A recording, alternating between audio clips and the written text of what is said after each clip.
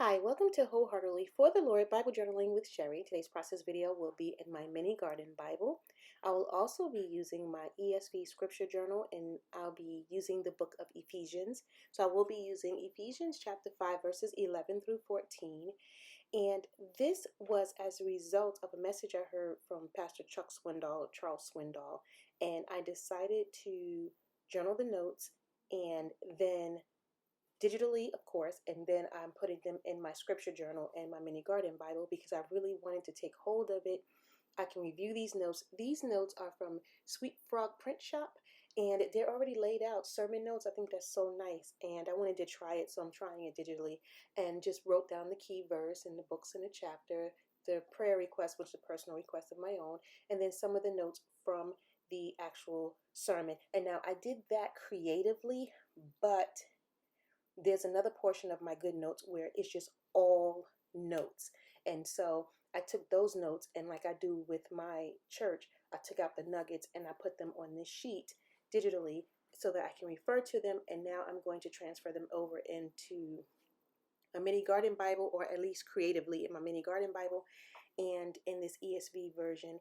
And then that was my actual reflection from the sermon notes. So I took the notes on the sermon, then I just made it creatively with the sermon notes app, and then here I just journaled my personal thoughts. So let's see how this turns out. Thank you for watching, and remember, if I can Bible journal, so can you. And I hope you're blessed and helped by this word, but I know that this word was for me because it's exactly where I am. Take care. Awake, O sleeper, and arise from the dead, and Christ will shine on you. Look carefully then how you walk, not as unwise, but as wise, making the best use of the time because the days are evil. The emphasis here, the cross-reference scripture, was in Ecclesiastes 3. There is a time, and we know the scripture for this, is a time for that, there's a season, So what Charles Swindoll was talking about was how valuable our time is, and how God is intimately engaged in our time and how we spend it and the things we do with our time. And he broke it down to, we have 86,000 seconds in a day. What are we going to do with it? What are we going to do with the time that God has given us? And it was just so helpful to me because he was talking about stop procrastinating and start following through. And there's a lot of areas in my life where I am disciplined, but there's some other areas where I've procrastinated. Okay, I've put it off. I'll do it later. And it just sits there and it piles up over here, and this activity isn't done and this particular thing isn't done. For example, I said at the end of the school year that I was going to do lesson plans, one lesson plan per week, so that when September rolls around, I don't have lesson plans to do.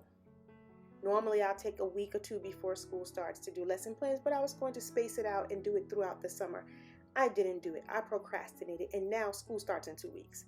So now I have to sit down, even though it's in my mind, I didn't write out my lesson plan, and I have certain things within that I'm trying to set up with the homeschool and doing a flipped kind of classroom and more independent study and getting those things together. I haven't done that, and I procrastinated, and look, now school is coming up. So I've put off on some things.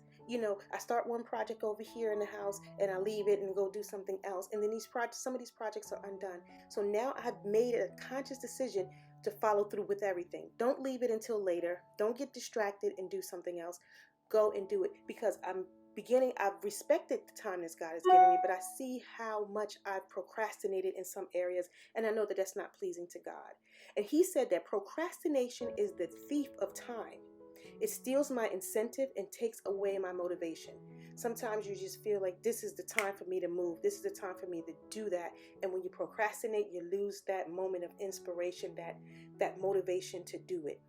Now is the time. If there's something that you've been putting off, if there's something I've been putting off for a different time or a later date, go and do it. Take care of that relationship. Take care of that broken relationship. Take care of those projects that we just sit to the side and, okay, I'll do it another time, because time is of the essence and time is not on our side.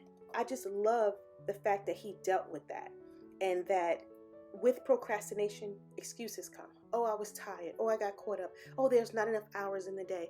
Yes, there are. God gave us enough hours in the day to do what we need to do to please Him, to live a life, and to do what we need to do.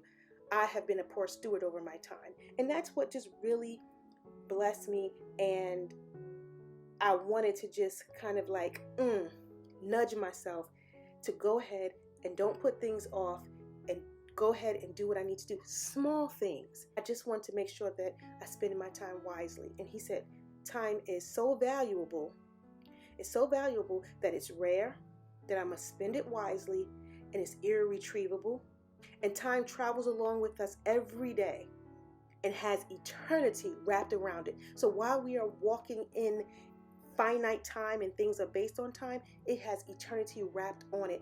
There's a time where it's all going to end and eternity begins. So eternity is always following us, and it behooves me to get on board and do what I need to do here for the Lord, number one, and then those little things that God has given me dominion over to take care of. And then at 14th or 15th verse, it says to look carefully then how you walk, or the King James, walk circumspectly. Consider, evaluate, look at the life that I'm living, because these days are evil. And if it's not lining up with the will of God through His word, then there's some things that I need to take out of my life. There's some things that should not be consuming my time, my mind, or my body, because the days are evil and Christ is soon to come back. But that's all I have to share. Thank you for watching and take care. And I hope you are blessed, inspired, and encouraged by this word.